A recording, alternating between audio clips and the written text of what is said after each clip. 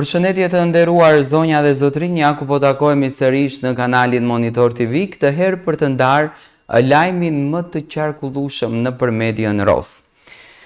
I ftuar në Portokalli, Gjesti normalisht u provokua për disa pyetje. Unë mendova që do të jetë në këndin e ndonjë aktori, do të luan ndonjë rol, por Gjesti thjesht bëri një mini intervistë vogël duke u munduar që nëpërmjet skeçit të Portokallis të shuhen disa sekrete. Visiani në rolin e tij, që e luan perfekt, i pyetur nga Visiani, Gjesti, a ke bërë ndonjë gjë me Eglin? Gjesti dha një përgjigje shumë interesante që në fakt bëri për të qeshur të gjithë publikun.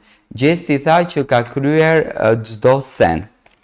Gjesti, fituesi pa diskutueshëm i edicionit të 4 të Big Brother VIP Albania, ka thyer më në fund heshtjen pas fitores së madhe më 19 prill, kur mbeu çmimin prej 100.000 eurosh.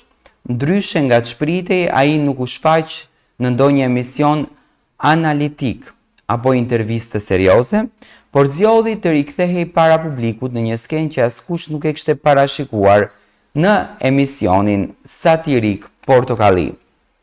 Pas një periudhe reflektimi dhe qetësie që shtoi misterin rreth tij dhe marrëdhënies së përfolur me Eglin, Gjesti u shfaq papritur në skenë, ku nuk ju shmang dot një pyetjes të drejtë për drejtë dhe provokuese nga aktori Visian Ukcenaj, i cili këtë herë u rikthye në rolin e famshëm të Minionit. Bëre gjë me Eglin, tani që dole, ishte pyetja që i bëri Visiani, duke ngritur për një moment atmosferën mes të qeshrave e kureshtjes së publikut. Por ajo që pasoi pas ishte edhe më befasuese. Pa u stepur në një buzëqeshje enigmatike në fytyrë, Gjesti dha një përgjigje të shkurtër, por që tronditi rrjetin dhe publikun në sallë. U kry çdo sen. Një fjali, një shprehje, por që në këtë rast pati fuqinë e një deklarate publike të plot. U kry.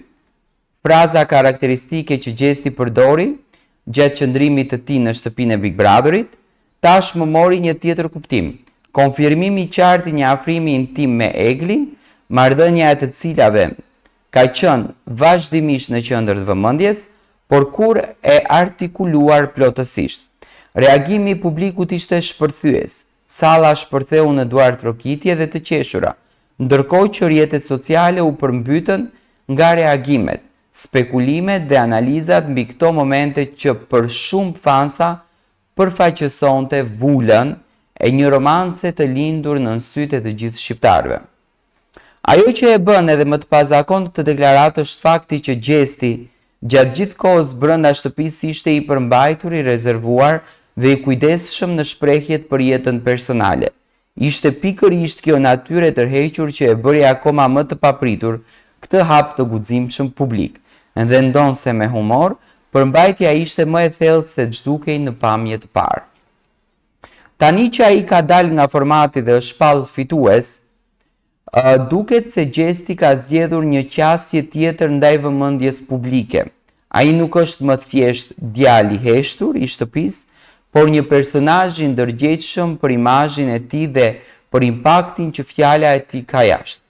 Në këtë atmosferë, tensionet dhe ndërkohë që ish banorët ndodhen të ndarë në kampe të ndryshme, deklarata e Gjestit për Eglin vjen si një shpërqendrim me stil, që zhvendos vëmendjen nga debatet dhe polemika drejt një historie që për shumë fansa është zemra e këtij edicioni. Tashmë të gjithë presin me interes. A do të vi një dalje e përbashkët mes Gjestit dhe Eglit, a do të konfirmojnë zyrtarisht lidhjen e tyre, apo u kry do të mbetet gjithmonë një përgjigje e koduar që Gjesti do ta lërë në kufit e misterit. Në fakt, kështu ka qenë situata, u kry çdo sen.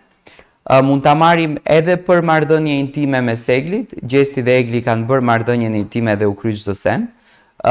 Por mund të jetë edhe një marrëdhënie që kjo lidhje ka përfunduar. Por unë mendoj që fjala u kry çdo sen është nga takimi i Gjestit edhe Eglit që patën fatin të kalojnë disa momente të bukura bashkë, të argëtohen, të kënaqen, të shijojnë momente fantastike dhe të japin kënaqësi shpirtërore njëri tjetrit. Gjesti dhe Egli tashmë kanë kryer çdo gjë në marrëdhënien, në dashurinë e tyre dhe janë shumë të lumtur. Se si do të merr kjo marrëdhënie, do ta kuptojmë në ditët në vim.